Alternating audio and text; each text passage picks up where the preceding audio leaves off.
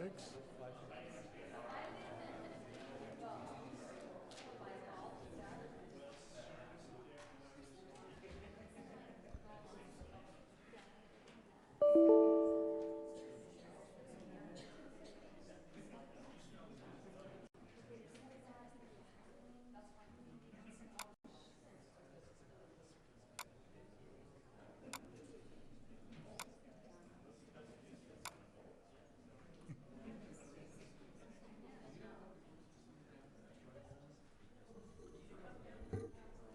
Cassie, are we good to go?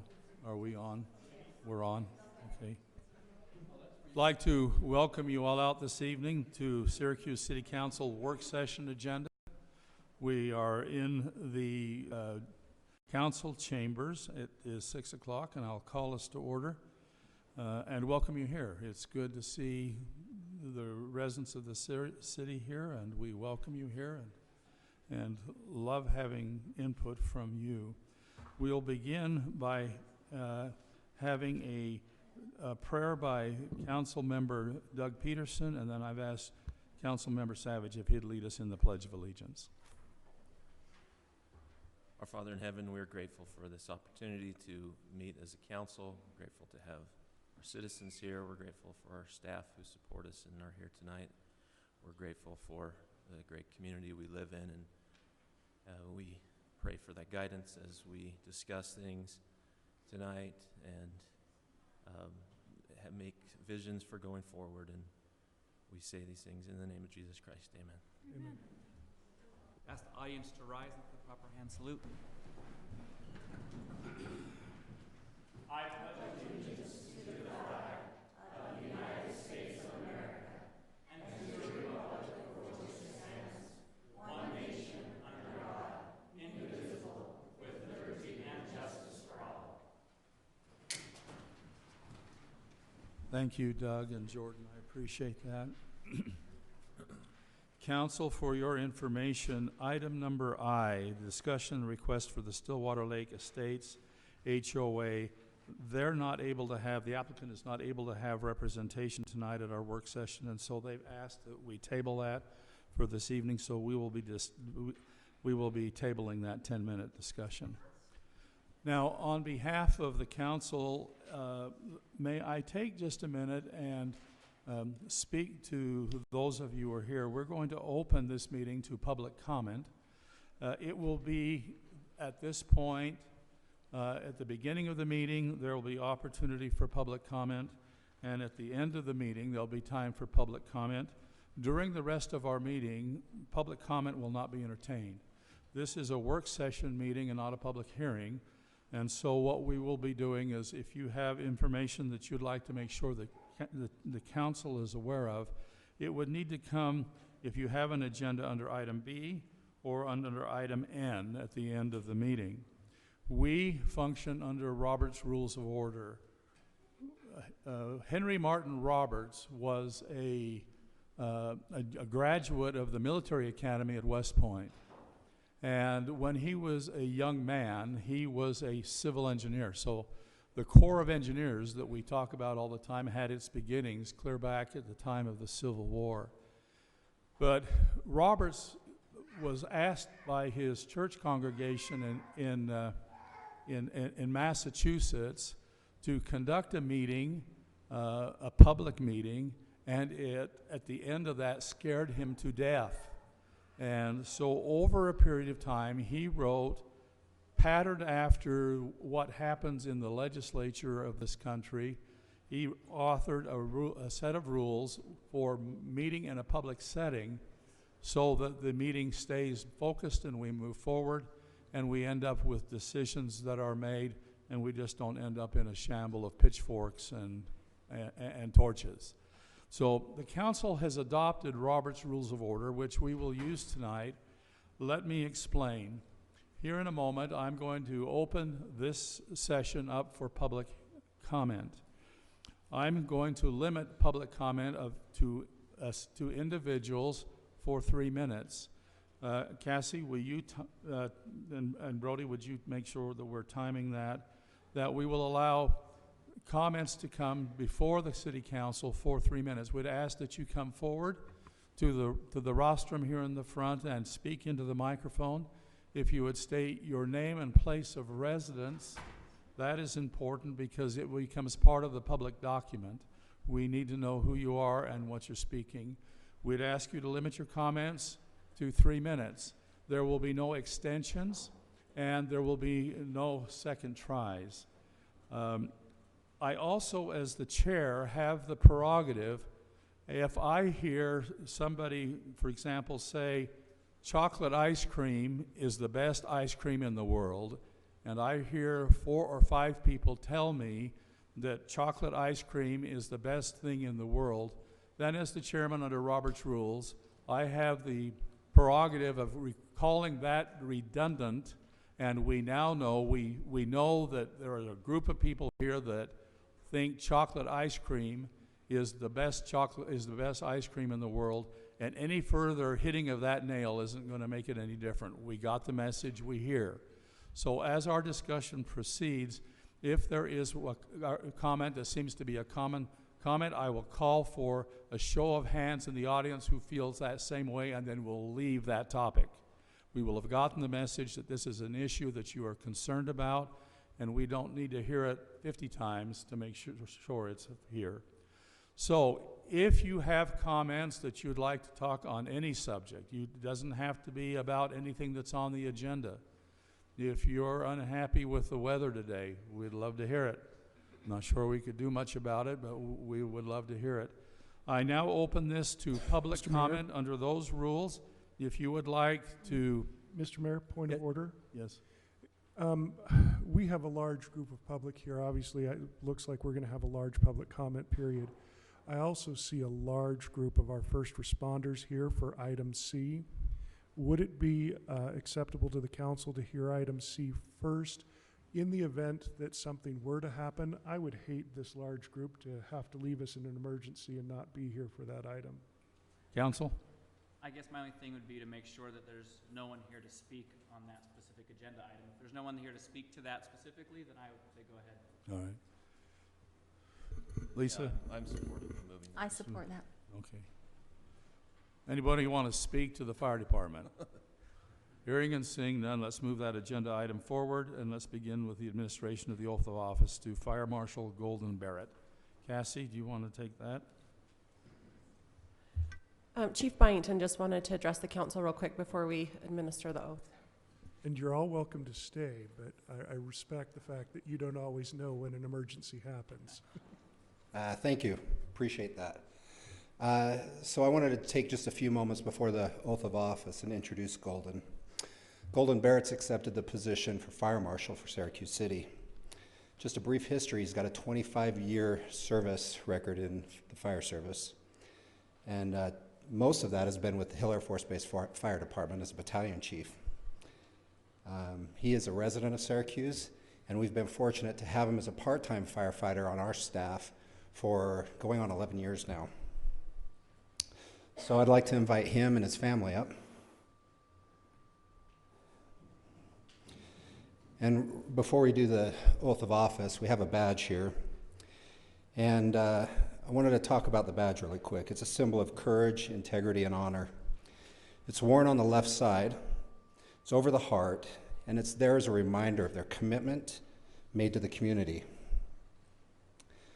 I also need to point out the family and the commitment the family makes to our community as well for allowing us to have the time over the past 11 years and what we get them for in the future. So thank you very much.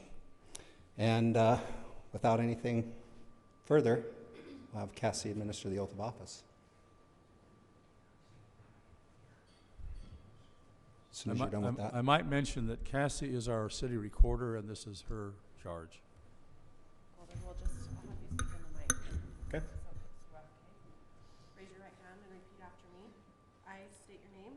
I, Golden Barrett, Do solemnly swear do solemnly swear that I will support, obey, and defend that I will support, obey, and defend the Constitution of the United States the Constitution of the United States and the Constitution of Utah, and the Constitution of Utah, and that I will discharge the duties and I will discharge the duties of the office of Fire Marshal of the office of Fire Marshal with fidelity. with fidelity. Thanks so much.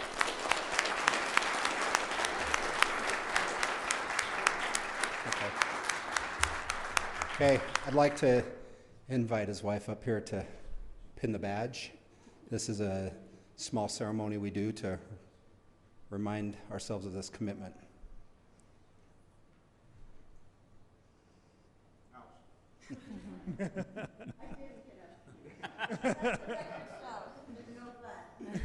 Awesome. Congratulations.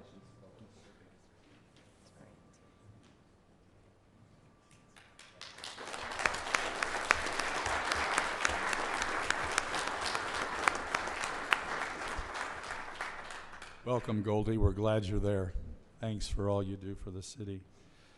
Now let's return to item B, public comment. Can I just see a show of hands of the number of people that would like to address the council? Could you just raise your hand so I can see? There's a bunch out in the foyer also. Let me see that again so that I can control the meeting. All right. Okay, thank you very much. I now open this to public comment. If you just raise your hand, I will bring you forward.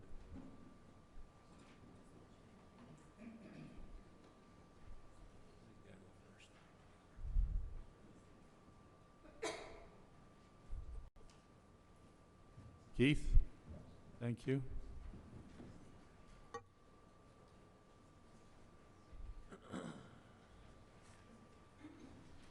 Boy, nobody wants to go first, do they? So. They don't. Okay. Keith Burgess, 2761 South, 3000 West. We have approximately 3 acres bordering the proposed development in down by the city offices. Mayor and councilman, I do appreciate the opportunity to comment. You know, I have, having studied this for quite a while as a resident next to that area, I've come up with a number of concerns. You know, some of those are related to how we got to where we're at with zoning changes and building changes. I was also disappointed that some of the members of the Planning Commission that voted to approve the development had not reviewed the hundreds of comments sent to them by their email addresses and passed the buck on to the City Council. The proposed preliminary plat that I last reviewed disadvantages all of the surrounding properties for their present use. To the east of the city is the city shops that would be inundated by the traffic during peak hours and conflict with road maintenance and snow plowing. Home would be placed by the city industrial complex, assuring future complaints about noise and other safety concerns. To the south, as you know, today agriculture is a very industrial activity with heavy equipment, plowing, planting, spraying, herbicides, and pesticides, with all of these activities only being a few feet from the back patios of some of the homes. To the west, with the intent to place 800 feet of redundant access road with an R4 density through an existing R1 neighborhood, this and the shallow lot, all of us potentially compliant 50 feet from the street from the adjacent buildings. To the north, these properties would also become non-compliant, having their barns, corrals, and other R1 permitted agricultural activities too close to city streets and adjacent homes. Building a fence or having an activity grandfathered is not a solution to these issues. Now, and the new residents would find that the residential planned community zone and because of section G, item 8, would have has been used to maximize the density and relocate open spaces to a park a half-mile away, leaving this as little more than an R4 and greater density project placed in the middle of one of the last remaining agricultural areas in the city. Zoning should be used to defend all of the people's property rights and avoid placing residents in conflict with each other and their city. This is a very capable development company. Please give them the motivation needed to create a development that will work for all. Turn down this application, as a few last-minute changes won't fix this. Thank you very much. Thank you, Keith. Anyone else? Yes.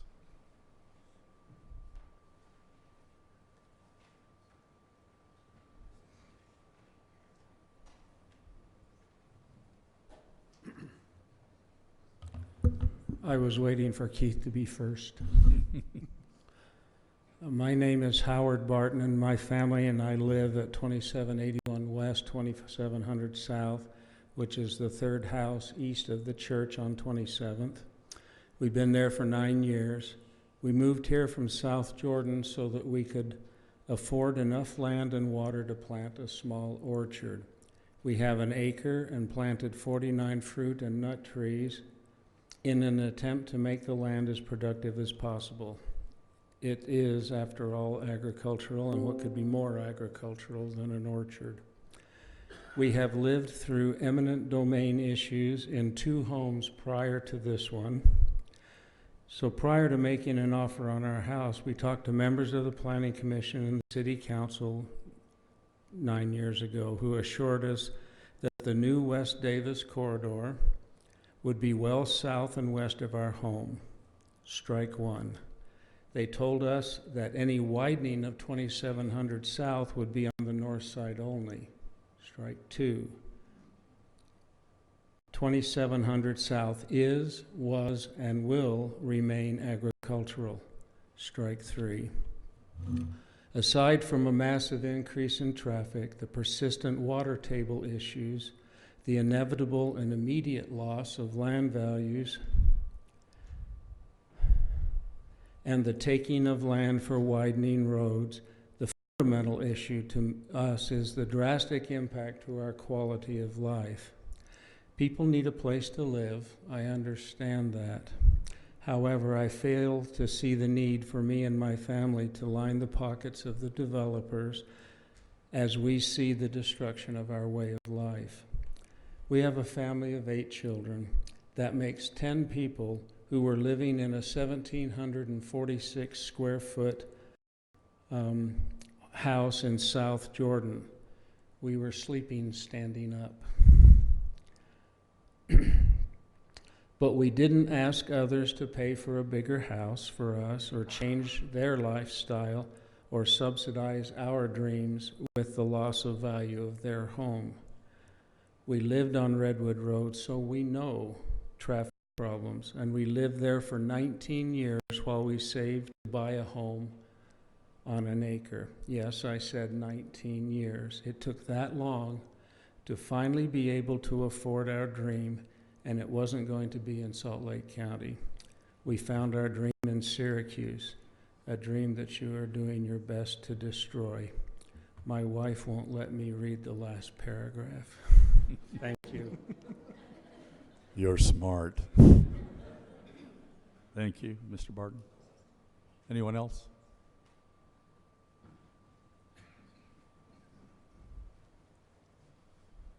My name is Cynthia Hansen. I live off of 2700 South. Council members, may I remind you that you are elected officials by the citizens of Syracuse, and I understand that some of you have been appointed. High-density population is not what we want here in Syracuse. We do not want this proposal to go through.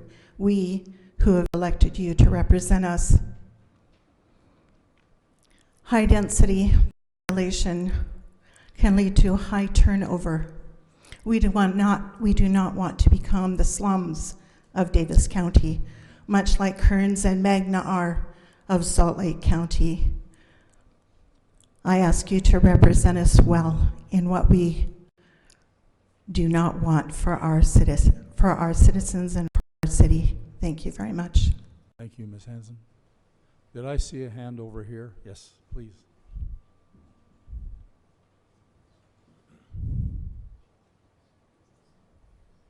Mayor, council members, thank you for your time this evening.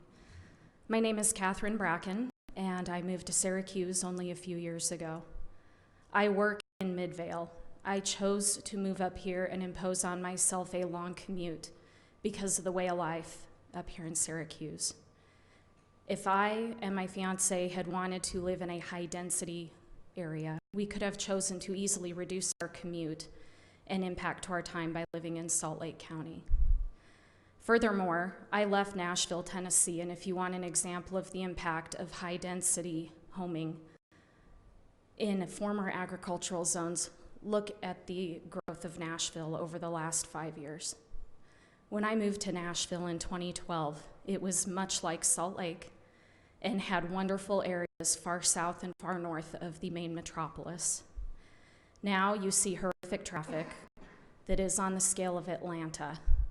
You also see problems with basic infrastructure, including emergency services and lack of ability to enforce the law. We are already seeing issues with crime increases north of the 2700 South and to the north of Bluff Road. It is on the rise. I do not see a decrease, and our infrastructure for law enforcement has not increased at all. I would ask you to listen to those who have spoken before me and myself. As a taxpayer of Davis County and a resident of the city of Syracuse, please help us protect our way of life. We moved here for this type of quality of life. We like the peace, we like the quiet, we like being able to know our neighbors.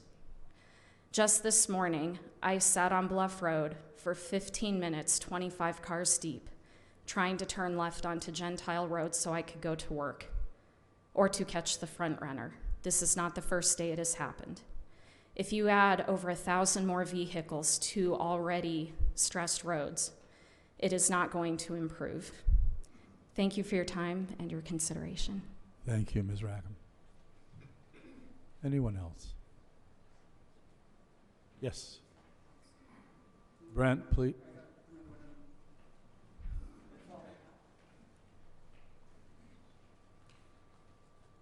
My name is Dan Rich. I live on 2336 Doral Drive. It's a fair bit from the high-density housing that you guys are proposing. I used to work as a delivery driver for Rose Hill and for Winter Farms. I've driven in every community in the middle of the night from North Logan down to Bountiful. I will tell you the places that were nice to look at, that's where I tried to move when I got done with that job. Syracuse was awesome. I looked at all the zoning when I went to buy my house, the largest investment that most people make in their life, and I saw that the smallest lot options that were planned by the city were 0.2 acres, and I thought, that's amazing. It's going to be a good place to live because people won't be stacked on top of each other, and then the density of people won't increase the density of the crime. It's not that high-density housing has more crime per person, per se. It's just that you force all these people into one place, and so it makes a bigger problem. I'd also like to suggest to those of you that are considering voting for this, how it looks to us citizens. We know that you've gone to lunches with the developers. There's city records that prove that. And we also know that we all don't want that to happen. We know what the planning zones were before this development was proposed. And if you guys are willing to change it for a big developer, why not for the neighbor down the street who suddenly decides he'd like to open a small convenience store on his lot? Or for the guy who owns a construction business that would like to be able to use heavy equipment at his house or park it there or build things at his home and then move them outside. If you're going to open it up for one guy, why can't you open it up for the rest of us? Just consider how it looks to the citizens, please. Thank you, Mr. Rich. Brent?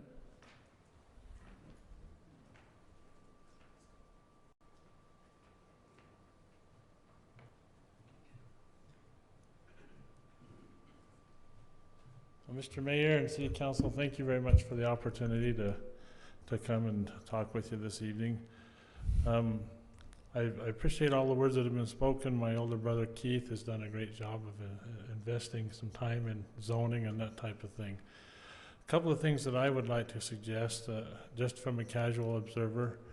I started counting all the houses in the Eagle Estate subdivision. I counted all the houses as best I could on Google Maps to the west on Doral Drive. If you add those two conglomerate of houses together, it comes out to be a little over 600 in two big, massive developments. What we're proposing with CW Lands is nearly that many houses and 110 acres. So there's no way we can look at this and say this isn't high density housing because it's higher than anything we have anywhere close. So the second thing we need to look at is the traffic congestion. This lady just spoke, said she waited for 15 minutes. You add 1,000 cars, and we say 1,000 because they're double car garages. It's going to take 2 incomes to support these homes. Most of them are going to be going to work, most of them in the morning and in the evening. So you're going to have traffic congestion steadily increasing, and the freeway will not solve that problem. I have here a paper that shows some of the developments that CW Lands is either proposing or trying to work on. And they have well over 3,000 homes planned if they're given approval in various places in Davis County, up into Mountain Green. So this is just one of many big developers. If this project goes through, it's just the tip of the iceberg. There will be more upon more until everything is gone. Now, at our recent meetings that we had, where you invited several different people from the community, including Marie Stevenson from the school board. Her husband, I talked to him and he says, it is a great thing that you're having this meeting, because if you don't stop now, the developers will run right over the top of you. That was his words when I talked to him. And that's what we're seeing. They're trying to run right over the top of us. We understand, the neighbors understand that there's going to be development, but we need to make it reasonable so that it's not going to clog our streets. And the last thing, how many red burn days have we had recently? They seem to be increasing. If you throw 500 and something houses into that 100 acres in an area where the winds during the inversion are very light, you're going to increase the pollution levels in Syracuse astronomically. And Tanner Clinic will be the beneficiary because they'll have respiratory problems nonstop. I ask you to consider these things as you discuss the matters tonight. Thank you. Thank you.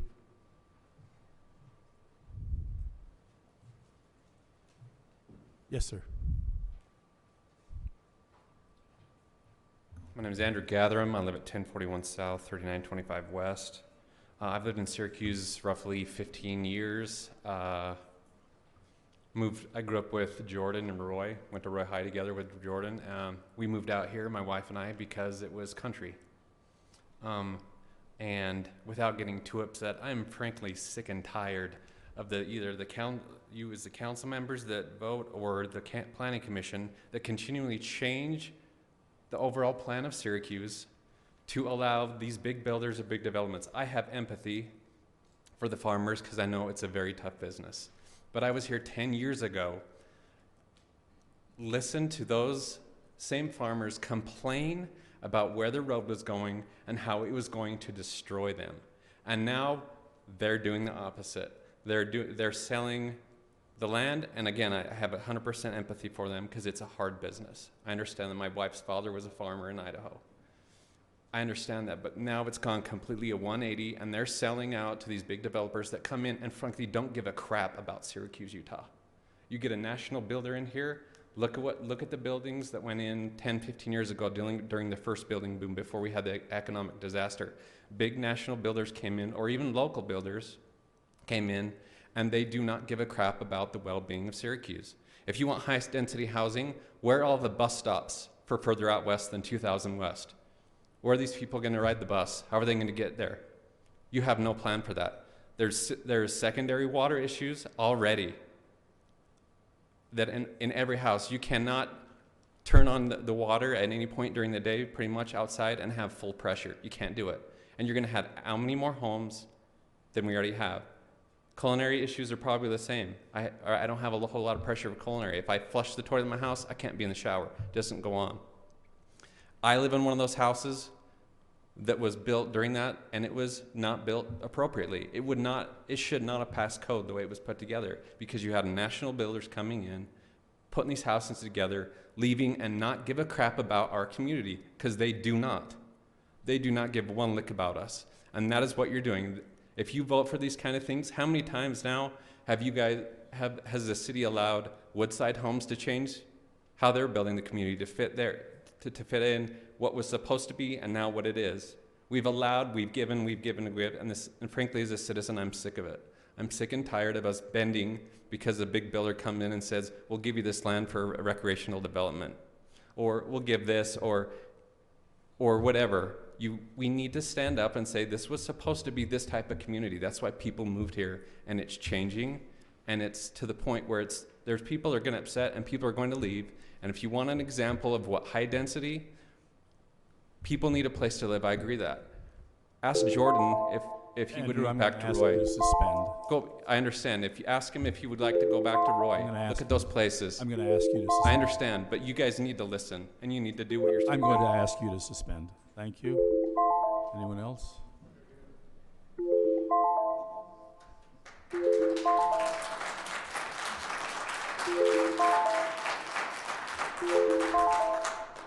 I'm going to not allow that. I'm not going to allow any response, please. My name is Amy Epps, and I live on 3000 West. So I have several things. They'll be short and sweet, but the biggest problem that we have with this is that we are going to be surrounded by 12-plus homes. The homes on either side of us are right now, or the lots right now are 6 inches lower than our lot, and when they build up those lots to put those roads in, we're going to be flooded because of the high water table down there. The water pressure is low. There's lack of schools, there's lack of buses. I have an autistic son. We have to pick him up and take him everywhere he goes because he cannot find a bus down there. The air conditioning, or the condition of the air is going to be increased by the traffic. It's already bad with the red zones over the winters. We won't be able to develop on our property because there won't be any, there'll be 2 roads on either side of us. It closes us in. A vinyl fence is not going to keep our cows out. I looked into the promise of agriculture protection. It's only good for people that have 6 acres or more. So that does not protect us to have our cows and our wildlife down there. Let's see. So I also feel like the revenue is not likely to stay in Syracuse because there's not enough jobs in Syracuse to provide all those people with jobs. So they're going to be going to Salt Lake or to Ogden. Let's see. I am also disappointed that our city government could be bribed to buy lunches with the contractor, and also that the last meeting only had positive emails that came for the development, and none of the 500+ petitions were read at all that were against it. Thank you. Thank you, Amy. Anyone else? Yes, sir.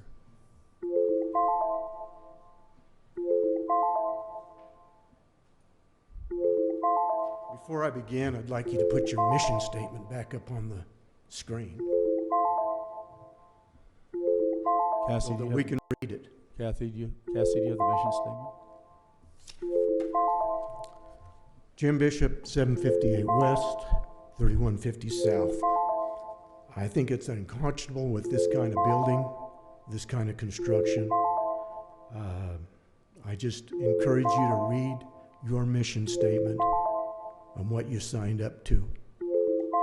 Putting people on top of people doesn't help. Causes problems. I'm an old retired guy, drive for Enterprise Car Rental, drive all over the valley.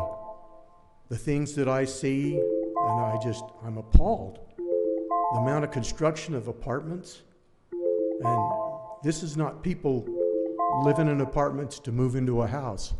They'll probably never see a home.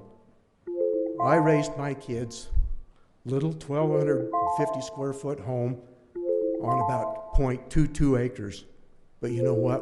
We had fences, we had a garden, we had a dog, and I taught my kids how to live.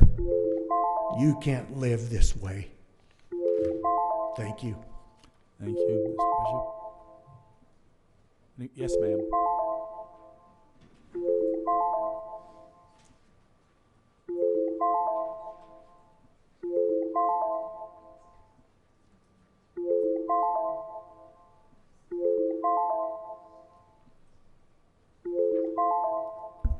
I'm Susan Booth at 2853 South, 3000 West, and I live right next to where the building is going to take place.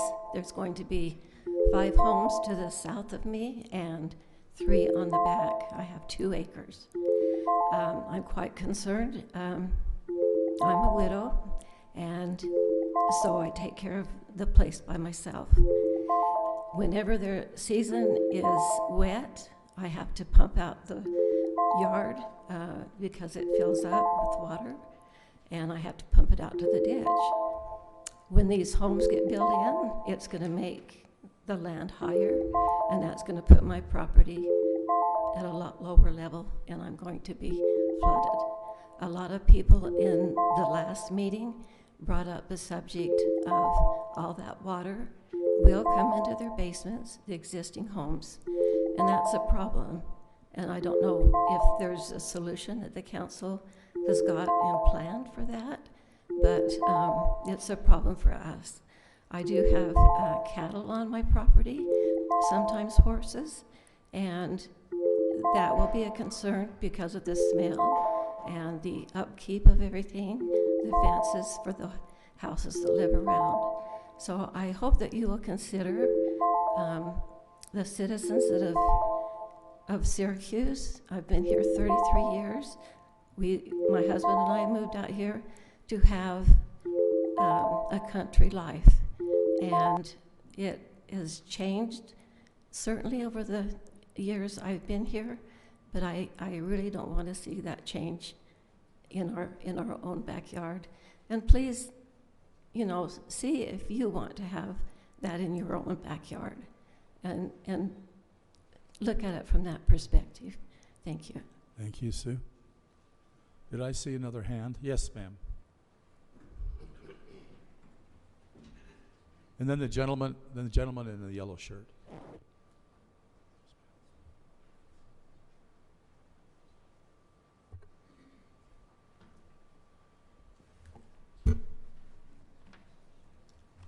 Hello, my name's Chris Carlson. I live at 2637 West, 2700 South. My husband and I moved to Syracuse 16 years ago because we wanted some open spaces. We live on a half-acre lot, and I love it. I want to say first off, none of us, and I think I speak for most of the people who have addressed you this evening, none of us are opposed to having new neighbors. None of us are opposed to a development going in behind us, but we want it kept at R1. Let them have houses that are on thirds of an acre, half of an acre lot. Let them enjoy the openness that I have been able to enjoy. My concerns are, and some of them have been mentioned, but I can't be doing a batch of laundry and shower at the same time. I have no water pressure. You bring 600 more houses in, what is going to happen? My husband and I felt like we were captive this winter with all of the water we have. Every day we were pumping 2 pumps to keep the water out of our basement. In fact, one day in April, I took a picture of my backyard and I had ducks swimming in it. So if you build a subdivision, and at the planning meeting, the developer said they were going to bring it up to address the problem. You bring it up 3 feet, and all that water is going to end up in my backyard and in my basement. And we can't pump fast enough. I know this was an unusual spring, but we could not leave our home day or night for fear one of the pumps would go out and we would have a flooded basement.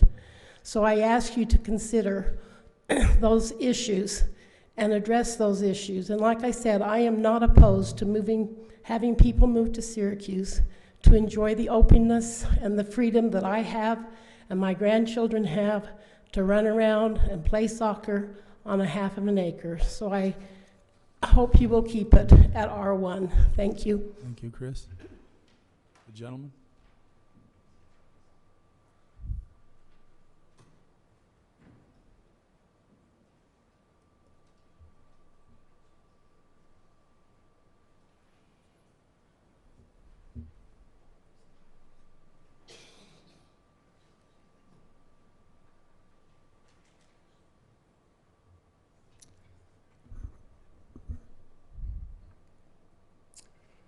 Mayor and city council folks, you've probably got your little internal things going on. I hear stories about them, how you do that.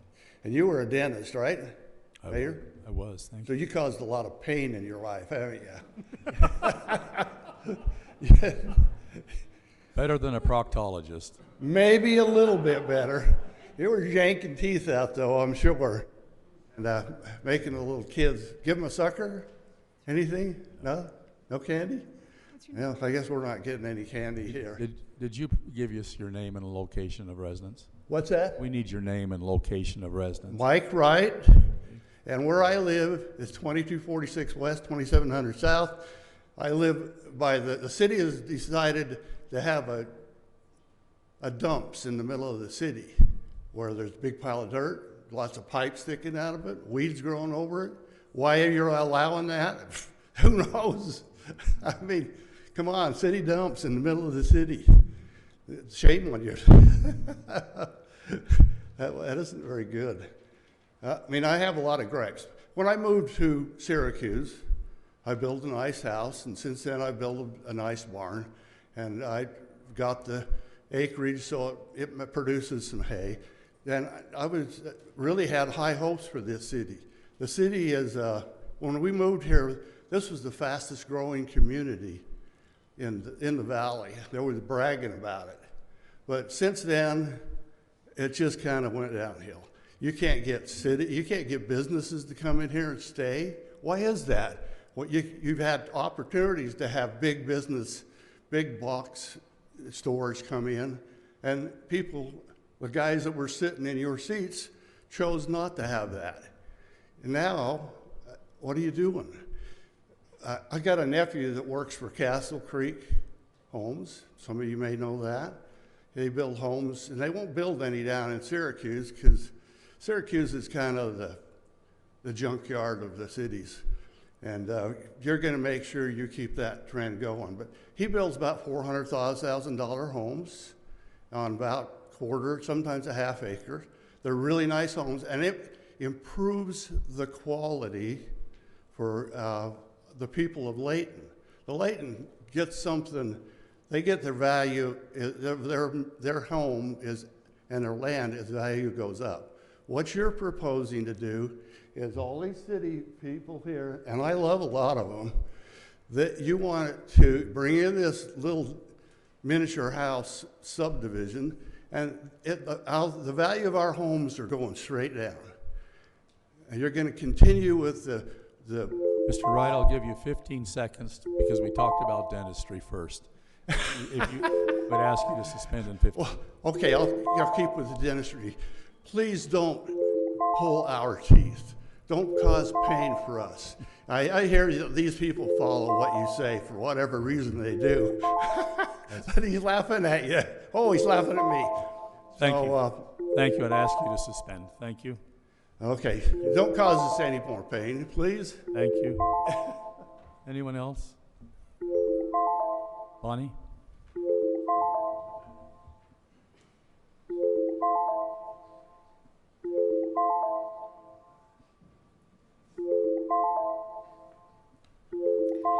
Bonnie Burgess, 3008 South, 3000 West. This proposed shoreline subdivision is directly east of my home. My neighbor across the street, Amy Epps, will have 17 homes going around her. I want to read to you from the city's master goal. And I know that you guys have changed the master plan without public input. The meeting that it was held on the city minute notes, it said there was no public comment because we didn't know. And I think that's very unfair. So I'm reading off the 2015-16 master plan that the citizens put in place. And it says, the Syracuse City is a community of many special qualities which make it a unique and pleasant place to live. Low population density, various housing types, enjoyable and tranquil neighborhoods, expanding and attractive commercial services, and agricultural surroundings are the driving qualities for people to locate in Syracuse. These qualities create a distinctive feel of accepting neighborhoods, friendly people, and spaciousness and openness that is desired by the residents of Syracuse. A strong sense of community identity and community pride is necessary in developing a place where residents feel safe and welcome. This proposed subdivision violates all of that. It is not, and then it goes on in the document, it says, is this in harmony and consistent with city land use ordinances? The land use ordinance right now is R1, which respects the landowners in the area and is consistent with the homes that are in the area. Is it in the best interest of the city? This is not in the best interest of the city. The high impact of commuting will cause lots of problems on our roads. They've only allowed for a widening of one intersection on 2700. There is no widening of 3000 or Gentile or making any two-lane roads both ways. Does it promote the general welfare of the community? This has already caused great contention in our city, and the contention will continue to rise as we have farmers against this high-density housing, and we will lose our quality of life. And the last one, does not decrease the quality of life for the citizens of Syracuse. The quality of life in Syracuse, again, is that sense of community and sense of pride. It's the sense of feeling that we know our neighbors. In a high-density community like this, that sense of community is gone. This community has very misled what the density is on it by buying into a park that is the closest point is a half a mile away, and green space versus open space. They're calling open space as parking lots, roadways, and the actual green space is less than the area on my property. It's less than 5% of that total development. This is very deception. The drainage pond cannot be counted as green space because it's not accessible for people to use. NIMBY does apply here, not in my backyard. This is in the backyard of every citizen in the city, not just my backyard, but every citizen, because it does affect us. And so please keep that sense of pride. And just because somebody makes an application does not guarantee the amendment will be approved and shall not be considered until the city council has formally opened general plan map or general plan. Do not change the general plan. Thank you for your time. Thank you, Bonnie. Anyone else? Yes, ma'am. Then the gentleman in the orange. Thank you.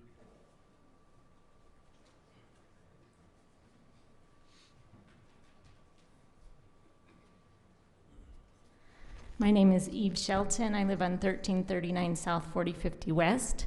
I attended these meetings 3 to 4 years ago when Criddle Farms was being developed or presented as a development. At that point, the zoning was changed from R1 to R3, and I feel like, and I know that other developments have also changed zoning. I just am here to oppose zoning change to more to higher density. Thanks. Thank you, Eve. The gentleman in the orange, and then you, sir. Oh, you're just sliding around. Okay, thank you. And I might recognize you and I might know you, but my eyes aren't that good from here. Mine either. Ryan Bruns, 2761 South, 1260 West. I don't live adjacent to this property, but I live on a major thoroughfare going by R.C. Willey that would lead to that property. And the roads surrounding that can't support that much more traffic. We already have bad enough roads in some areas of Syracuse, and even in the neighborhoods. We've got several neighborhoods, the roads need a lot of repair, and I understand that this development would bring a lot of revenue to Syracuse. We need to find other ways in the budget to trim costs and focus on the things that really better the community, not bring more problems to the community. We need to build up our infrastructure and find ways to do that. And I know that a lot of that is through business revenue with the Walmart complex, but we all know that retail is kind of a dying breed, much like a newspaper. So we've got to find other ways to bring that into our surrounding area. And I know that there's the, over by US Cold Storage, there's some industrial land over there. If we bring the large businesses to the area, then we can support the infrastructure and then we can plan large communities.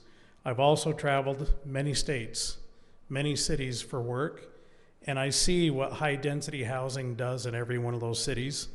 Some I visited 5 years later after the developments have gone in, and it basically destroys the surrounding area from being farmland, like everyone has said. You know, we've talked about enough chocolate ice cream. I think you guys get the idea that we don't want chocolate ice cream in our city.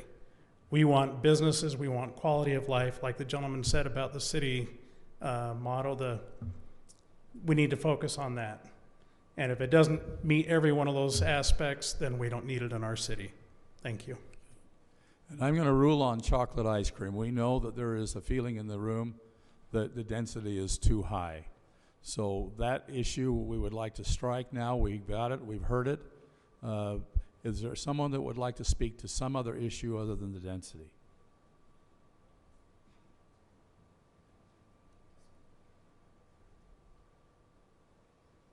Yes, ma'am.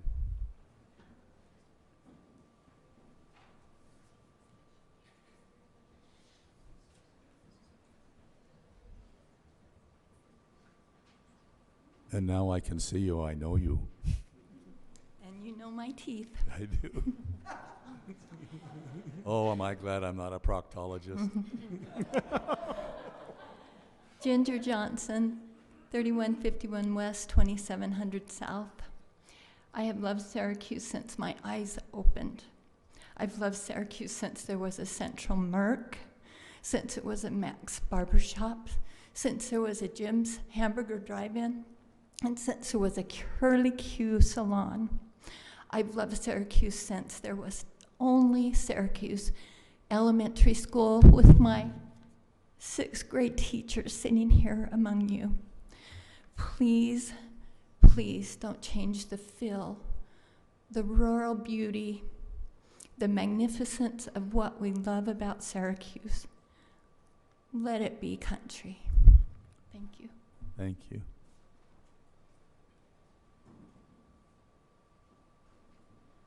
Any further comments?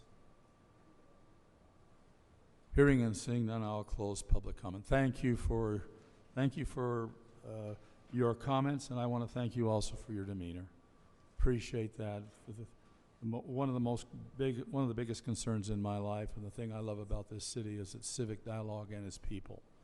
You're a representation of what is great in Syracuse. We'll be moving on. We have a request to be on the agenda from Kelly Burtonshaw. And Crest, did you want to introduce this a little bit before we? Okay. Let me tell you, we had a group of people. Kelly, are you here? Yeah, okay. We had a group of residents that wanted to be placed on the agenda, and any resident can place something on the agenda if you'll just contact me. We can place that on the agenda of any agenda meeting, and if we can find relevancy to it, we want to. We received a request to talk about pickleball courts, and so if you'd like to address the council, we'd like to hear what you have to say. You still want my address? No, this is Okay. not public comment. Okay, great. I'm Kelly Burtonshaw, and we would like to speak to you today about something that we feel will connect Syracuse and build bridges.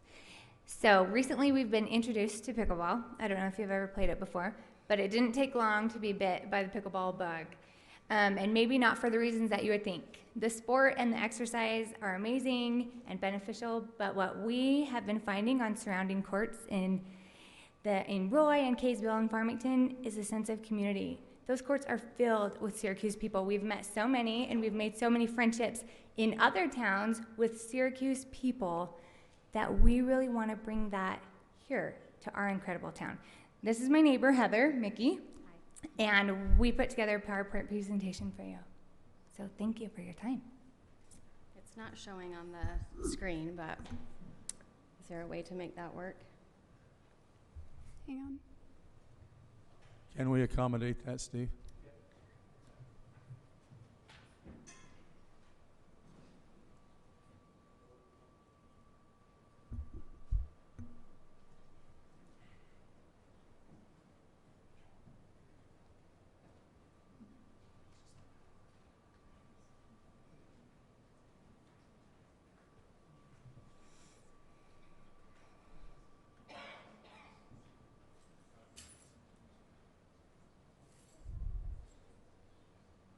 You love technology when it works.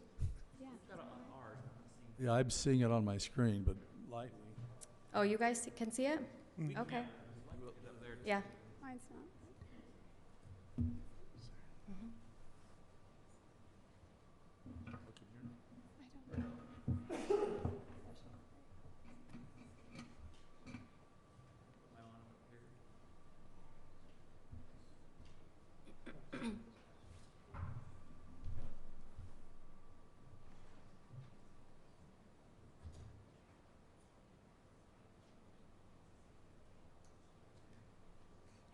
played pickleball? I'm just curious. Since we're current time. A few of you? I plan on taking up an invitation. I hope you do. How about from the audience? How many of you have played pickleball? Oh, wow. Wow. Where do you play when you go? I don't play regularly. I'll just play anywhere that has a court if I'm on vacation. Nice. I've seen it played at the rec center over Oh, there's Yes. part of it, huh? It's just a bad green.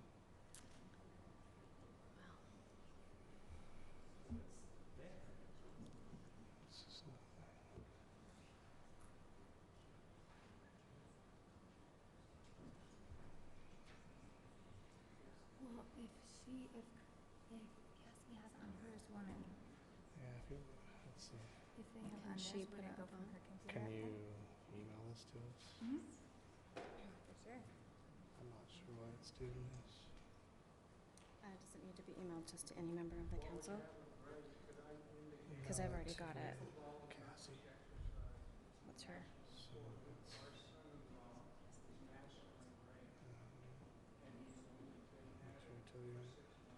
Thank you. Cassie B. Awesome. Nationally, does he live here in SCB. Syracuse? At Syracuse.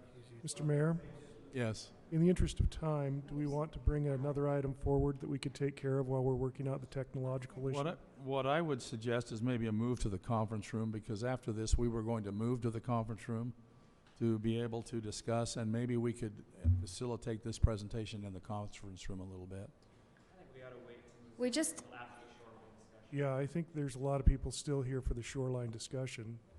It'll be just a minute.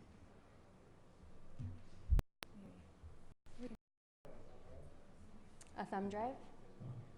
Is it on there? Is it on this, Bill? Is it on this too? No. Can we just go without it Yes. being presented? Yes. Okay. All right. So, as Kelly alluded to, we, and especially after being here tonight, seeing that there's obviously a need for community togetherness.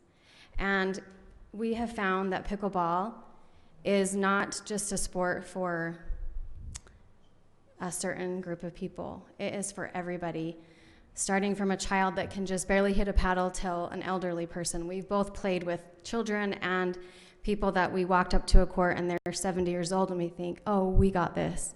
And they're so good and amazing. And it's been so fun to feel such a sense of community as we travel to other cities to play pickleball with now friends, people that we have never met before. And we look at the parks in Syracuse, and there's football fields and soccer fields and baseball fields and lacrosse fields that take up a huge amount of our space, but service only a small percentage of our population. Whereas pickleball courts don't take up a whole lot of space and service, besides babies and really small children, 100% of our population. So I feel like we get a lot of utilized space. It's space well used. It's the fastest growing sport in the United States of America right now. And just last week, Brigham City, who has 17 courts and is currently building 10 more, hosted the Tournament of Champions last week. And my husband and I attended on Saturday, and it was RVs and cars and trucks as far as the eye could see, with hundreds, thousands of people there. And the economic benefits to that, I'm sure, were great for Brigham City. It also draws people to our community. Currently, we travel to Roy, Ogden, Kaysville, Layton, Farmington to play. And while we're there, we're grabbing gas, and we're getting groceries on the way home, and we're grabbing a drink or grabbing something to eat. And I would rather have that money go to our city and stimulate the economy that way in our city. But when you have to leave to go play something that you really love, it's just convenient to go to that city and spend your money somewhere else. We have started to do a little research on the city parks in our city. As you can see on your screen, the acreage is on the 6 main parks that we found. And there's lots of green space. And again, pickleball courts don't take up a whole lot of space. Thank you. Wait, can we go back? Okay, all right, that's good. So we are coming tonight really because we're not here to throw a fit that Syracuse doesn't have courts or beg you for money, sort of. We are here because we want to help lead a citizen-led fundraising campaign in conjunction with the city to bring pickleball courts to our city. The other option, we had talked with all of the mayor, all council members, Cresta and Mr. Bravero over the last 2 weeks about the regional sports complex that's proposed. And the other option that we had talked with him about is to fund the pickleball phase of that project first. Now, we know that this proposed park could take 2 years, 10 years, 15 years, depending on funding. And we would really love to see a near future pickleball court in our city. I'm going to scroll ahead one. Well, it doesn't do it there. Anyway, these are some examples of existing pickleball courts in other cities that they've just used their current green space and parks. Just tell her, because she's running. Oh yeah, the one with the pictures? Yeah. Yeah. Which slide do you want? Oh, right there. There we go. Right there. And then the next one just has a listing of different options of the different cities that we travel to. Layton currently has one that they've refurbished half of their tennis court. You can get 4 pickleball courts on 1 tennis court, which is obviously the most budget-friendly option. And Kaysville and Brigham City both have 8 courts lighted. Brigham City actually has 17 plus 10 more on the way. I think I already mentioned that. So there's just some examples. So, like I said, we would love to partner with the city, maybe form a small committee with some citizens who love pickleball. There's obviously a lot of them here tonight. Are they here for pickleball? Yay! Yay. And bringing a committee together, maybe working with Cresta and whoever the city council member is over the Parks and Rec, and seeing how we can move forward on something that's a citizen-led fundraising drive. Kelly and I have met with a lady named Tammy Worston, who is she's the regional pickleball ambassador, but she's also a citizen of Kaysville who has led their charge in their city for their pickleball courts and has raised well over $100,000 for their pickleball system. And she has given us a lot of guidance and insight and ideas on how to raise money for these courts. We won't get into all the details of that tonight, but there are a lot of opportunities to fundraise. So we'd just really love to work together and present this option to work with you as citizens and as the people who govern our city to work together to provide something that will bring community together, to provide amenities that people want to live here and want to stay here and use their money here and feel a better sense of community. And is this one where we can talk? We can between the council. Okay. What I would suggest is let's let the council take just a minute and let them have a chance to chew on this. Let's begin with Councilwoman Bolduc. If you would begin, and let's just kind of chew on this, council, and see. They requested a partnership with the city to sit down and visit with us. How do you feel about that? Well, I think the first thing that we would want to do is evaluate if we do have any existing tennis courts that need refurbishing, and that would probably be the highest priority for first because they're already existing. And then the second would be, of course, to have pinpointed direction on where to build new ones. Of course, you know, if you want continued fundraising. I don't have a problem with having a partnership with it like that at all. Okay. Absolutely not. That, I mean, a lot of times we get a lot of requests that are just build this, period.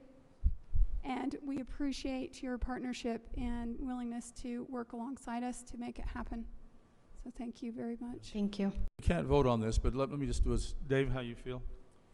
So, you know that I'm pro pickleball. I've heard the citizens. I'm not a player, obviously. You will become one. But, but I am pro pickleball. I think it's a great thing. What we have today in the city is only 2 tennis courts.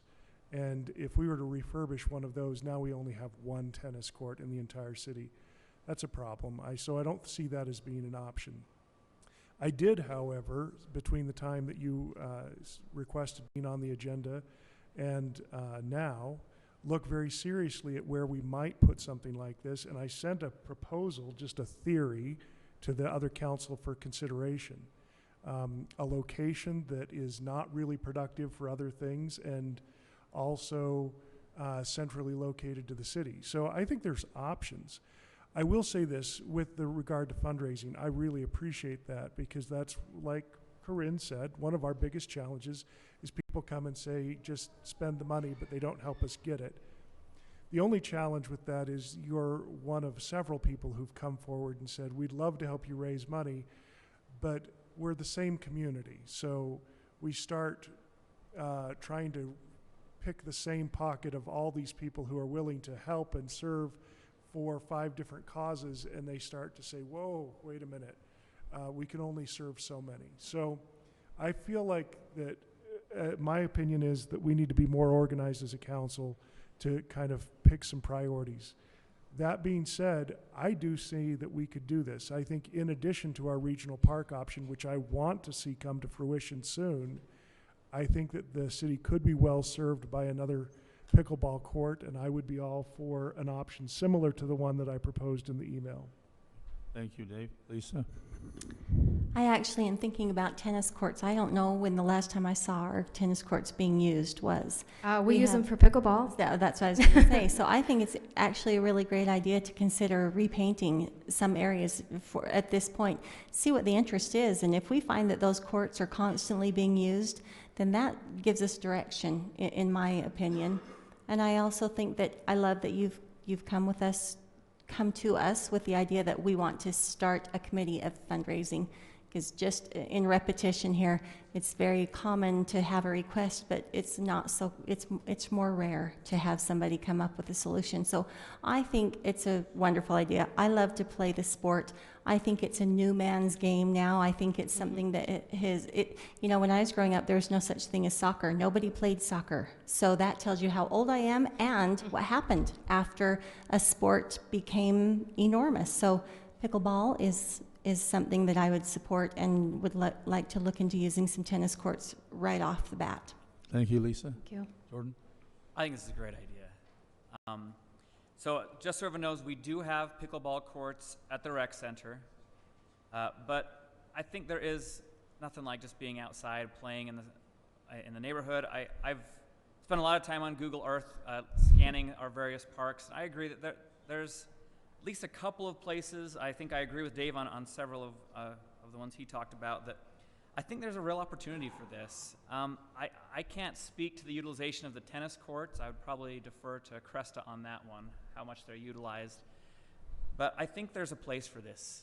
There's definitely a place for this in Syracuse. We just need to work together to figure out where that is.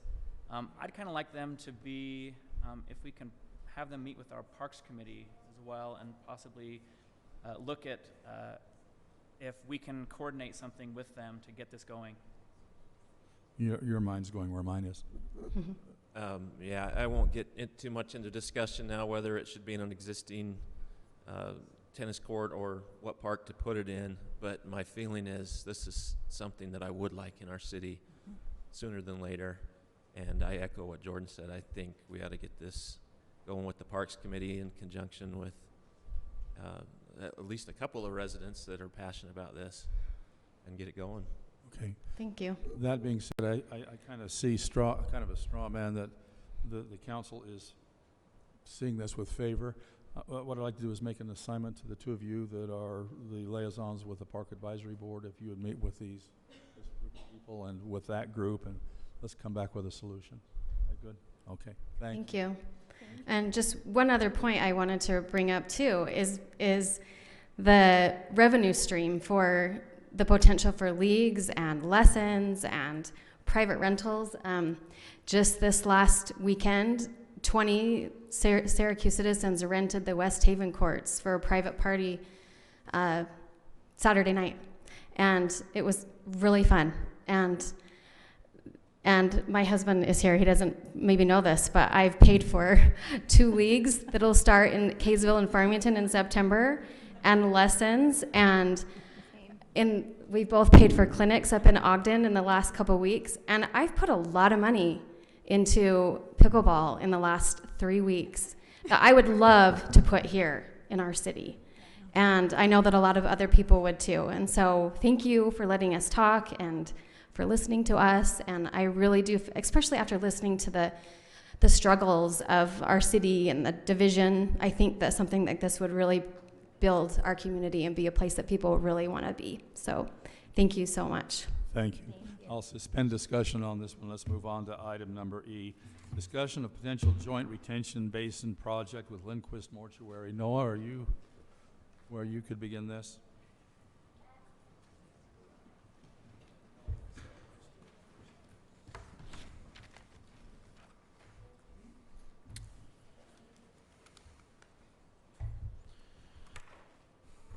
Okay. The goal of this discussion, as you know, it feels like a business meeting, but it's not. So we wanted to introduce you to an idea that has came up about a shared project. So it would be a potential budget opening for Public Works in the future, if you guys were interested. We also have the project architect. So this is a project with Lindquist Mortuary. They're along 2000 West. You've probably noticed they've recently demolished an older home, and they've been through planning commission for a site plan. They're going to build a mortuary. On the south end of their project, they need a detention basin for the runoff that would be incurred with their parking lot.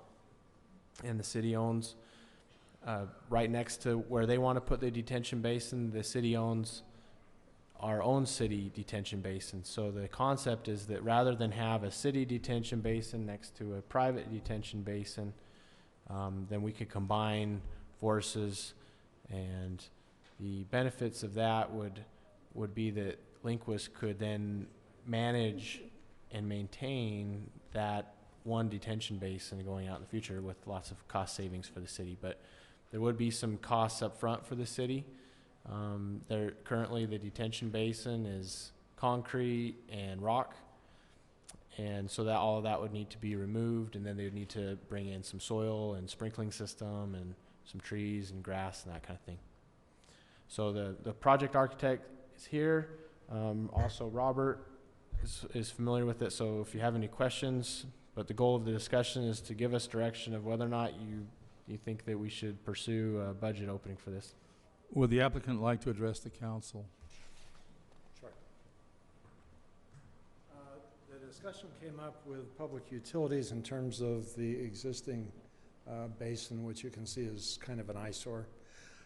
We were building a new one adjacent to it, which would be landscaped. I think if you go to the second page, you can see what's being proposed, possibly third page.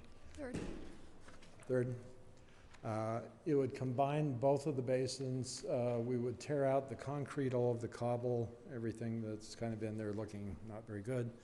Landscape it, put a very small waterway in it, increase the capacity of the basin, and hopefully it would be an improvement for the city and the owner of the property. Robert, do you want to address this? Yeah, I think this makes a lot of sense for consolidating both basins into one. It does a couple of things. One is it It promotes low-impact development, which is a goal that the state is trying to do. They are not putting a requirement on existing, however, but this would show that we're making a proactive effort in combination with the development to do a low-impact development. Another benefit to it is frankly, the maintenance. If this were to take place, the developer agreed that the mortuary would maintain the full basin in perpetuity. Yeah. And that's a huge benefit to the city. There is rock that's there and concrete. The rock, we could certainly salvage the rock and use it in other areas for some xeriscaping. So we could stockpile that for use for other projects. So I see a big benefit with doing this. I think the suggestion that was made was sharing the cost. There are some costs involved in addition to what would be normally done. The owner thought it was a great idea. It improves both properties. There's a beautiful fence with a lot of holes in it next to it, which would go away. They would maintain it in a very professional manner as far as the landscaping. The costs are estimated, minus what they would have spent originally, somewhere in the range of plus or minus $70,000. We will bid that out as a separate line item, so we'll have a very specific cost to identify, but that's about the range. So the shared cost would be in the range of $35,000 each to improve it. Okay. So, Robert, your recommendation is? I would support this, absolutely. And I would suppose possibly the cost may go down if we remove the rock or do some of the work. Quite a bit of it was just removing what was there. There's a big concrete pad. We looked at not doing that originally, but I think it's better to get rid of it. I agree. Which is what's being shown. And we could certainly help there too if it helps bring the cost down. Yeah, anything that could be done that way. There's a substantial amount of landscaping, just to basically look as good as we possibly can. Yeah. Dave, would you lead out on this discussion? Yeah, with all due respect, gentlemen, I didn't need more convincing than the packet. I mean, the evidence is clear. This is a cost savings. This is a better use of land. I drove by this and walked it myself. This is just a smarter use of property to combine the basins. Why would we do it separately? So to just move this forward, I think it's a no-brainer that we say yes to this and move on. Council, how do you feel? Can you give me a nod? I agree, and I appreciate this visual aid. This is helpful to see what we're talking about and to see it all laid out and Sorry, I couldn't put it up on the screen. Oh, it's not, no, but this is great for us to see. Okay. Thank you. I'm on the same lines as that. I think one of the big things we pride here in Syracuse is nice grassy open spaces, beautiful fields, and I think this is I don't love the rocky cement detention basins with holy fences. I think this is a beautification of Syracuse, and it's a no-brainer for me. Yeah, it makes sense. The price is actually less than what I would have guessed. My question probably for Noah would be, while I believe Lindquist would always want this to look nice, what assurances do we have that they will always take care of it in perpetuity? It's a good question. I don't know. We don't have really an agreement or anything in place. But we could have one. Look at Leighton Mortuary. Could I chime in, Noah? I believe with each site plan development, they have to sign a BMP maintenance agreement. Yeah. That's typically what we do for site plan developments. So that would get recorded on the property that there is a permanent maintenance agreement requirement. That's not uncommon for this development. It's every development that has a detention basin. Yeah. So, right? No? Yeah, that's a common thing we do for subdivisions, and it ensures that the basin is maintained. Yep. Corinne? I think it's a bonus for the city and definitely for the future as well, beautification of the city. So I appreciate your help with this. Thank you. Thank you. Council, can we put this on a future consent agenda? I would recommend. Right, thank you. Noah, let's move on to planning item number 1. Thank you. Can I think it's going to be difficult to explain everything. Can I try to attempt to plug into the podium. Yes.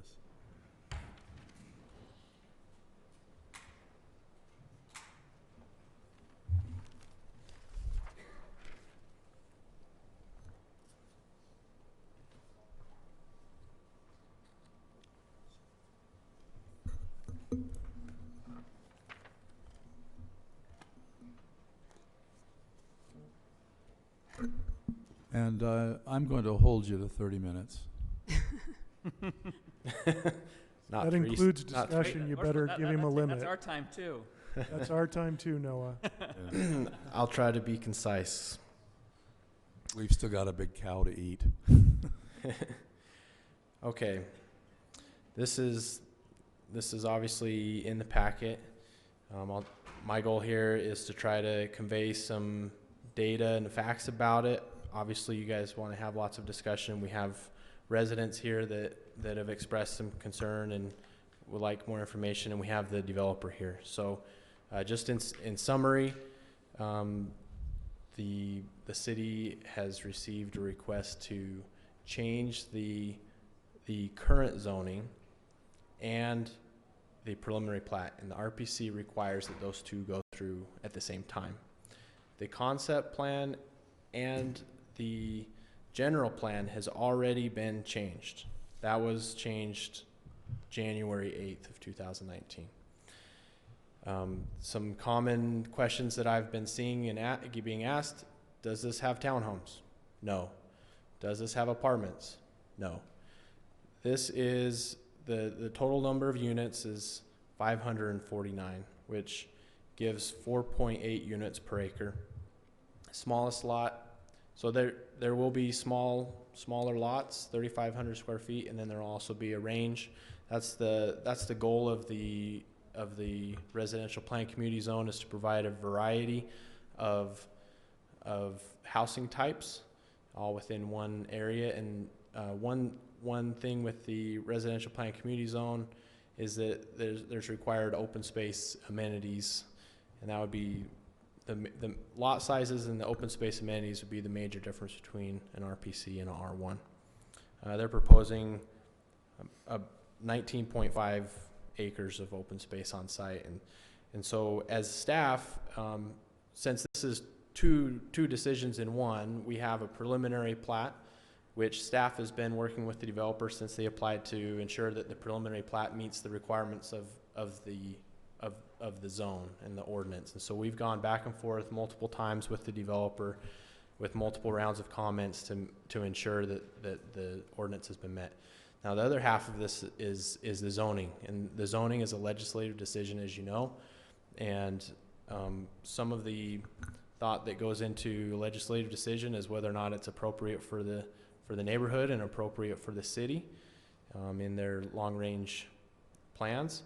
One of the reasons why the RPC was applied for where it's at is because of the future West Davis corridor will be within close proximity to the future freeway. But it is currently the Clark, it's the old Clark parcel is grazing ground.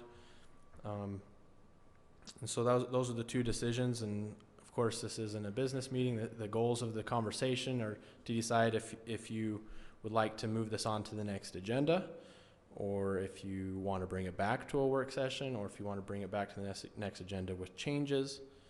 And those are all listed out in the packet of what those changes are, and that's the goal of the discussion. So I'm here for questions. The developer's here. There you go.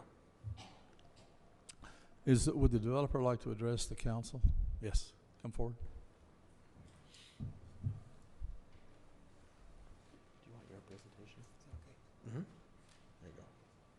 So the presentation that's going to be up on the screen, we just printed off a copy. It's the exact same presentation. The public will see it on the screen, but I just wanted to hand it out.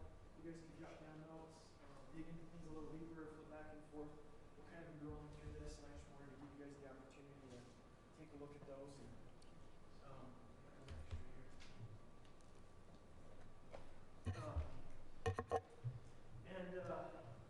And in the sake of efficiency and trying to move forward, there's a lot to cover. 115 acres isn't a small piece. It's not a small project. It's very complicated, and there's lots of nuances to that. And so in an effort to be efficient, I've written down my comments to try to move through these as quickly as I possibly can. But there's a lot of things that I think that are critical for you to understand before making these decisions.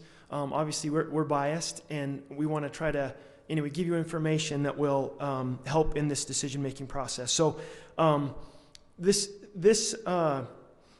been doing development personally for the last 20 years.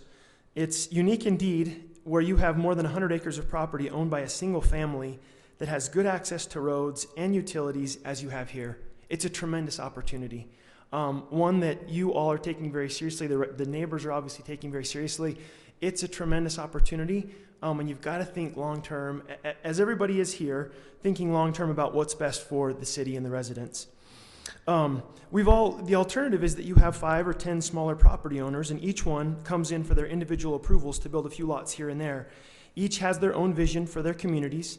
Much of Syracuse was developed like this. There are times when that works well, and there's lots of examples of that in Syracuse City, and there are others where the patchwork of development doesn't make a lot of sense. Sidewalks don't line up. There's a property owner who holds out, preventing connectivity. There's very little architectural consistency. Fencing isn't well thought out, and clashes between neighbors. Open space, unless maintained by the city, isn't very well thought through, and so on. And as you drive through communities where this patchwork exists, you've all felt it. A good example are the horse trails that currently exist in Syracuse Meadows. You drive out there, they were built with great intentions, but they don't really tie to anything, and they don't really go anywhere. And as a result, they aren't maintained, and so they become weed patches where, in a previous meeting, one of the residents just said, it becomes a fire break where I just have to kill the weeds, and it's just a nuisance. And so the city of Syracuse, again, has a tremendous opportunity to do something great, and we've been working on this project. Granted, applications into the city have been within the last few months, but we've been working on this project, putting it all together, working with the Clark family, trying to figure out what makes sense for them for literally 2 years. We've been working with this family for 2 years. We've done our best to try to look at this and think cohesively about what's best for the city, what's best for this project and property, what's unique. What community can be uniquely situated on this project to maximize the value that could result? And that's what we've looked at. We've tried to study that. The key things that we've talked about is we want to make it better. We want to enhance it. Where trails will lead to areas of the community that people want to be and will get you safely to and from your destinations. Where fencing is consistent and designed to be both aesthetically pleasing and provide for separation from cars and pedestrians on foot, bike, and horse. Where the homes maintain unique characteristics but have common themes that tie the community together, where there are very nice amenities which ultimately become places where people want to congregate and spend time together. There's a reason master plan communities maintain property values that are higher than surrounding areas and where they sell better in and out of recessions. That's on a per square foot basis, right? If you have a huge home on a huge lot, it's not going to sell more than the small home on the small lot in a master plan community. But on a square foot basis, it is a given that those communities, master plan communities, they sell better, they sell for higher values per square foot, and they're consistent, meaning in a recession, they continue to sell. When times are good, they sell well. So those are all just facts that people, anyway, they're facts. And I wanted to share with you that we've spent the last 2 years studying the property to make sure we understand the following issues. And I'll just go through this list quickly, but it's extensive and it's important. Utilities, including water, sewer, storm drains, secondary water, wetlands, soils impacts, traffic, any potential environmental contamination of which there is none. We have reached out to the school district, to the Church of Jesus Christ of Latter-day Saints to see if they need additional sites. We have had countless meetings with city staff, as well as Layton Canal Irrigation Company and North Davis Sewer District to understand the technical utility issues impacting the property. It's an extensive list. We've been working on this for a long time, and those studies all cost a lot of money. I want to remind you that this proposal is one, as has been pointed out, 100% consistent with the general plan and what was presented to you earlier this year. And it's consistent with the general plan updates that are currently in process, which show this area as medium density housing. Our current application meets all of the conditions of the approvals that you gave us earlier this year. So back in January, there were a few conditions. We meet all of those.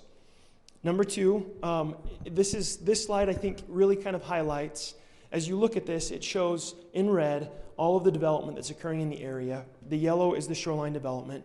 We've superimposed on the project, that orange line is where the West Davis corridor will be located.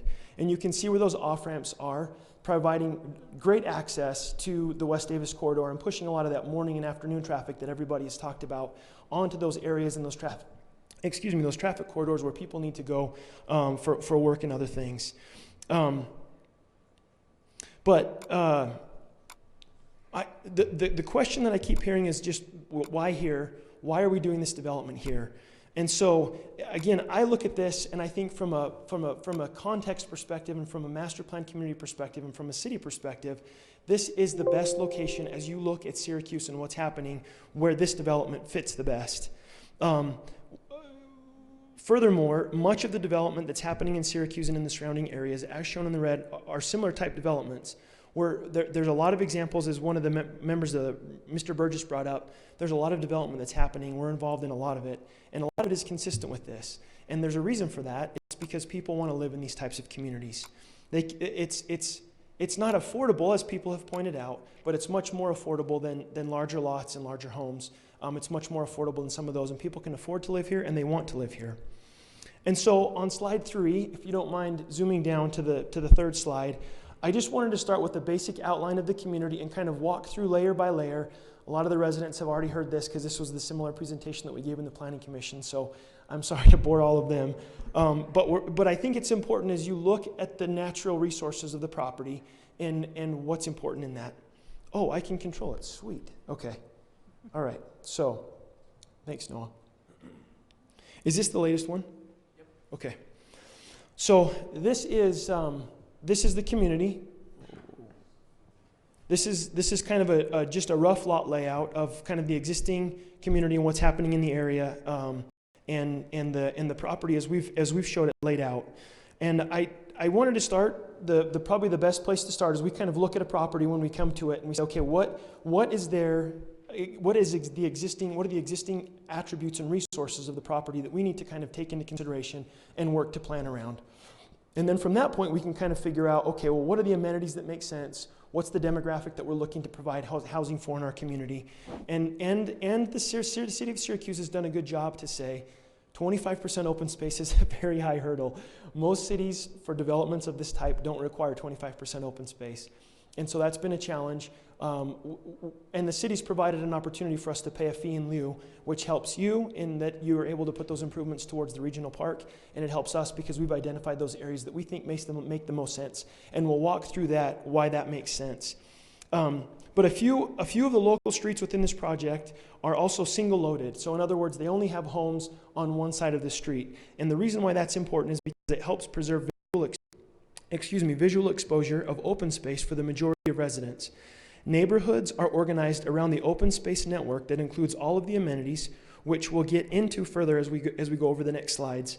A great deal of planning effort went into making sure that this community is a place where pedestrian, horse, and vehicular access are thoughtfully and safely accommodated. To give you an idea of the size of the various open space parcels, the one on the southeast corner, so the bottom right-hand corner of the project, that one is 3.5 acres. So it adds up quickly. And then there's another one kind of centrally located, kind of hard to explain. I don't think I can point with my finger on this bad boy. Oh yeah, it's right there. That's cool. Okay, so it's that one kind of located right in the center. That's where our clubhouse will be located, which we'll get into in just a moment, but that is just under an acre.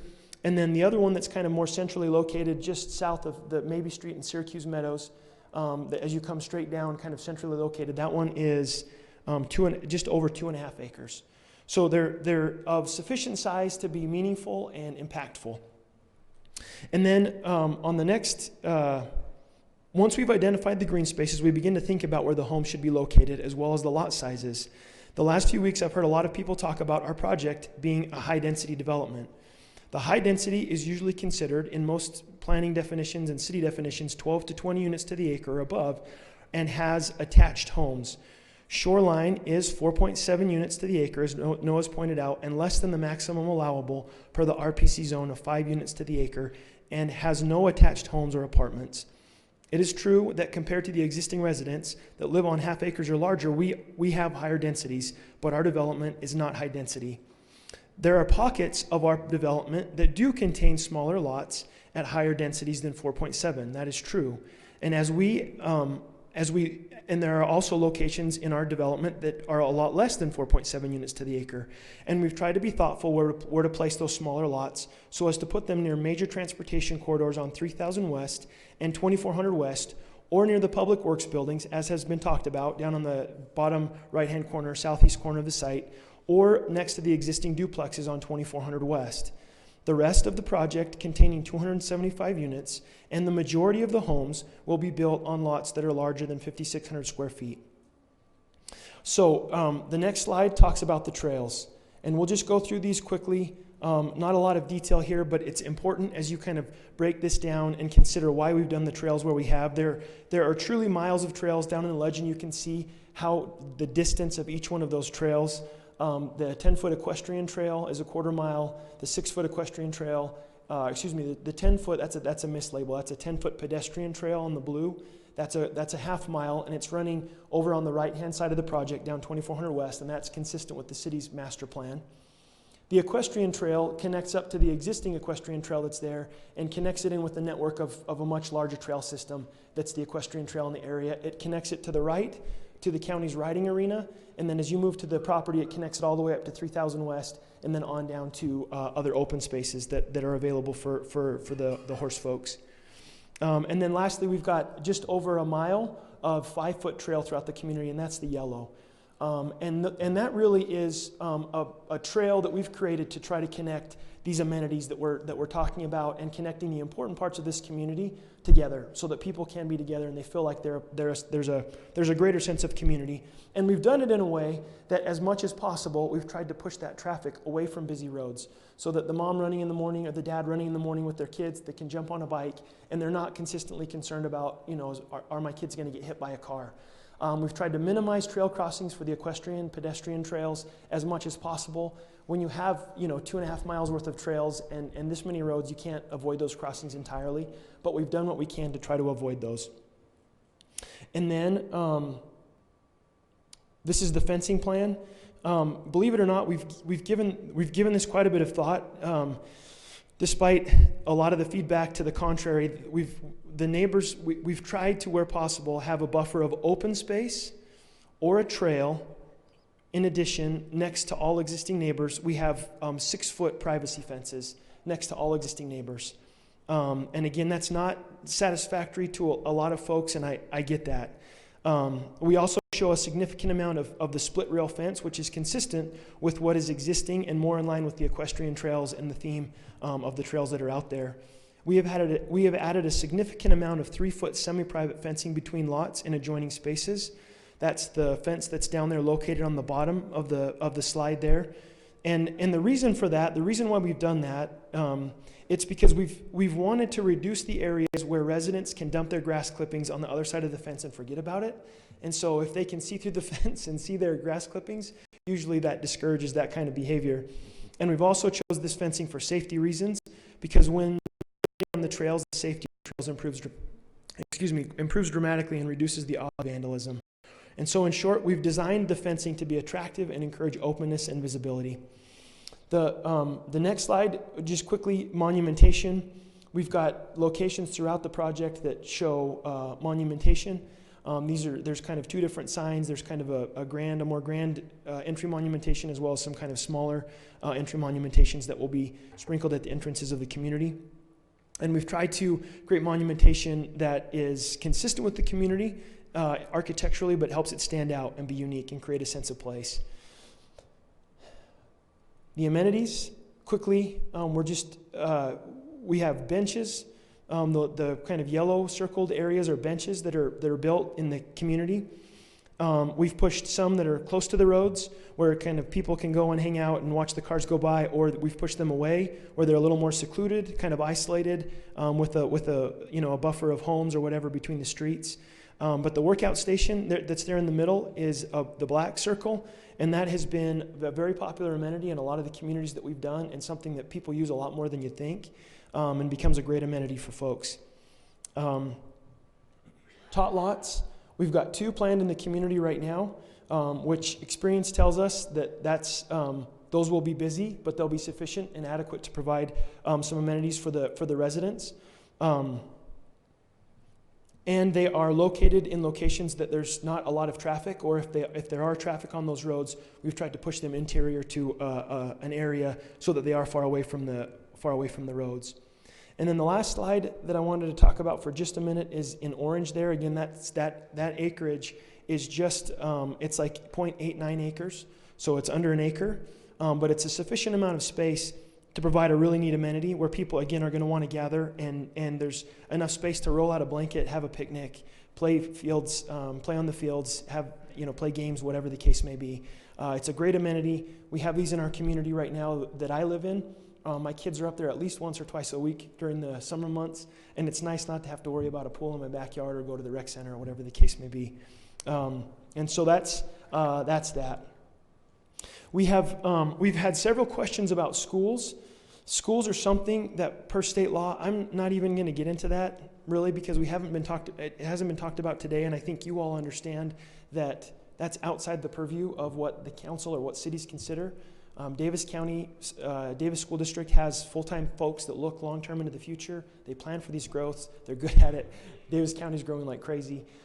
We've thought through in our community places where it might make sense, since a lot of these students will go to Buffalo. They'll all go to Buffalo Elementary as it stands right now. Buffalo Ridge, they have to be bused. And so we've thought through, okay, well, where does the bus route go? And can we provide places where the bus can stop, where it's not on people's private property, because the bus stops in front of my house and we've got lots of gum stains on our driveway, but it's on public property where you've got a tot lot and moms can come and gather and kind of hang out after the kids jump on the bus. So we've thought through that. Traffic, we've had a lot of concerns about traffic in the last meeting, and we've done a traffic study. We've had a traffic engineer look at how our community would impact these existing roads, and he suggested that the improvements to the traffic from our community will connect to the existing arterials to allow for safe and efficient travel routes, where there will be improvements to 3000 West and to 2700 South, both at Shoreline Drive and 2400 West, all of which have been incorporated into our plans. And then I wanted to quickly point out a few things that we have changed within the last month. We've made several revisions based on feedback from residents, staff, and planning commission members.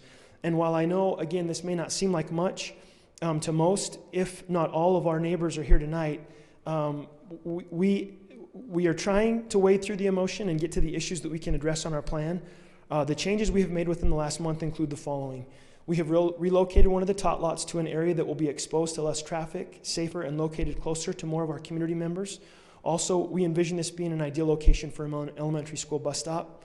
Number two, we've increased the size of the lots that are adjacent to our existing neighbors, namely the Epps, the Booths, and Keith and Susan Burgess. And as a result, we've reduced the unit count to the overall project, as a result, to kind of make a good faith effort to drop those lots. And a lot of the lot counts that they were talking about, those folks were talking about tonight, they're different, not considerable. It's not like you go down to 1 or 2 lots, but we've made concessions there to try to drop that so that it's consistent or more consistent with the R1 zoning that would be existing. We've increased the landscaping with shrubs and plants in several locations that were adjacent to 6-foot vinyl fences to provide some visual screening. We added a significant amount of additional fencing, including privacy fencing and around neighbors and fencing between lots and green space. We have added benches in several locations throughout the community, as well as where the anticipated bus stops could be located. And it was interesting tonight listening to the previous presentation on the pickleball courts. You city probably want those pickleball courts in places where people are going to be, and it's going to draw maybe to your regional park. But we are more than willing to provide a location, ground. As I sat there listening to their presentation, I don't play a lot regularly. I don't consider myself an expert, but I love to play, and it's a great resource. It's a place where people gather. It's like they were saying, we would love to talk to them and to you all about a place or a location for those pickleball courts. I get a little concerned that the HOA would maintain those, just because if I'm a resident paying to maintain those and members of the public are there, constantly using the pickleball courts, I'd be a little miffed. So it might be something where we would build them or devote our impact fees that are collected from this community to building them, and perhaps the cities, maintains those courts in the long term, and it becomes located here. It's centrally located. It's a good accessible place, and we'd love to have that as part of our community. So if that's of interest to you, I'd love to chat with you, any of you, about that. And then lastly, we had, because it's a hard thing for me to communicate adequately what a 115-acre subdivision looks like. You just don't see those very often. And so our efforts to do that was, again, to show that this isn't, maybe the big scary development that everybody's talking about. It's a lot of homes, and I get that, and change is hard. But we tried to kind of put it on a scale where it's like, okay, well, what does this really look like? How does it feel? And we had these renderings that were done. And so you can see on the upper right-hand corner kind of the perspective of where that is on the map. This is the main entrance as you come in off of 2400 West. Green spaces, well-manicured, trees, homes, all of that stuff takes time to develop. You've got the equestrian trail and the pedestrian trail that both go right down 2400 West. So that's an example of what that would look like. This is an example of kind of centrally located over by, it might be the Booths. I can't remember who lives over there, but that's an area where you've again got the equestrian trail and the pedestrian trail, vast amounts of open space that are part of this development, which again, none of these things are really, you wouldn't get that in an R1. I mean, it'd just be all lotted out, and you'd have lots everywhere, and so you wouldn't get any of those amenities, any of the things that we've talked about. I won't spend too much time. You've got the package. You can kind of look through what these pictures would look like and where they are in perspective of the entire project. The clubhouse one I think looks really cool. This will be a great amenity. Again, this is very similar to the one in my community that we use a lot. The parking lot, tot lot, and in my mind, so as you look at that picture right there, just back behind the tot lot is we've put a horseshoe pits, and I don't know if anybody's going to play horseshoes. So it was somebody's suggestion, so we threw them on here. But to me, that's the best location for the pickleball courts. I think that's an awesome location, and I think they'd get used a ton. And there's parking right there. So again, we're very open to talking to the city about that as long as it's fair and something that makes sense. So I will. It was my objective here tonight to try to address the comments that we received from the community in the last public meeting. Water, if I can have another minute, I would love to go into the water situation. We have spent a lot of time making sure we understand, and that's probably a major concern of a lot of the residents, the existing residents that are here, that are adjacent to us. We've spent a lot of time trying to understand that issue, and I would love, if you would like, after my presentation, you want to call me back up, I'm happy to address it. Otherwise, I'll let it sit. But I can tell you, and there's an exhibit that was included as part of our approvals in the Planning Commission approval, that we have to follow that exhibit. And so it essentially pushes all of the water that's coming onto our property through snow or rain into certain locations, and then they're drained into the city's storm drain system in the roads that we're building, and that's where that water will be collected. And so can I tell you with certainty that 100% of the problems are going to be resolved? I can't do that. But what I can tell you is that we are working with city engineering, we're working with city staff to try to address those concerns, because that's a real concern that we struggle with. This is flat, it's high groundwater, we need to do this right. And so we're doing our best to understand that as right now, based on what we know. And so that's as far as I'll go with that. I understand that our subdivision is not the best place for everyone, right? This isn't home for everybody. It's just not. And we're okay with that. In fact, many of our neighbors would never buy a home in this community, but that doesn't mean it won't be a great community. And we are using design master plan community concepts that are tried and tested and create desirable and affordable places for large portions of the population to live in and call home. Shoreland will be a great community and will only add to the fabric of what makes Syracuse a great place to live. Thank you for your time. Thank you. Appreciate that. Council, I would like to direct our discussion here to the concept of, do you want this placed onto the business meeting for further action, or would you like to study this issue a little more in depth? And Councilman Peterson, would you begin that discussion with us? All right. I was prepared with a few questions for the developer, but do you want me to forego that at this time? Yes, because of the economy of time. Okay. Let's do that. And if we choose to go forward in a business meeting, then maybe that's more critical to do now. Is that what you want to do? Do you want to put this on the business agenda for September, or do you want to study it deeper? Yeah, I'm going to say study it deeper. I have a few questions, and I think he did a great job of addressing a lot of the questions that came up tonight, but I have a few that I don't think were addressed or that I want further discussed. I also want to have further discussion with council members around the table or at the dais. So I don't want to nix this. I want to have further discussion, but not probably a business session yet. So you're not ready to put it on the agenda for action? Correct. Okay. Corinne? I would be fine either way. Okay. Dave? I think this has gone on for a long time, and in all fairness to all the citizens who continue to express their opinion, we probably need to bring it forward. My concern is that over this extended period of time, some of the concerns that were brought up from the very beginning are still not addressed. I'm still not satisfied with the answer. So I kind of feel like we need to stop leading everybody on. We need to call the question at some point soon. So do you want more discussion or do you want to vote? I want to vote on the next meeting. All right. I want to call it up for vote. All right. I think there were enough things brought up that we can have more discussion, especially regarding pickleball and possibility of working with the city in any of those areas. And if Doug has several questions that he'd like addressed, and it sounds like Dave does as well, he has things that haven't been resolved as of the beginning stages of this plan. This is only the second time we've seen this. As of January, was the first time we saw it, and this is the first time it's come before us as a council. So I'm fine to address this and further study in the next meeting. So you would say not on the business meeting? I would say that's correct. Okay. Jordan? So a couple of things, and I'll get to your question. The big thing I want to let people know about is we are fixing Gentile. We are putting in a roundabout there, so that should fix that issue. And we are addressing water as best we can. We are building water towers right now to try and fix your water pressure. So please don't feel like you're being ignored in any of the complaints you brought forward. As far as this is concerned, I think we need to call the question.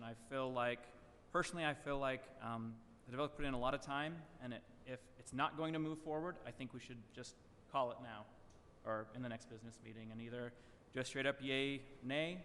I think I know my vote. If it is going to be stopped, I think we should stop leading them on. Okay. I hear 3 saying to put this on the agenda. That would be fine. Okay. Cassie, would you put that on the agenda for our September 10th meeting? And let's allow enough time that some of the questions that are here, and then maybe advise the council maybe that they could get with the developer with the issues and with Noah that you might have. Is that okay in the conservation of time this evening?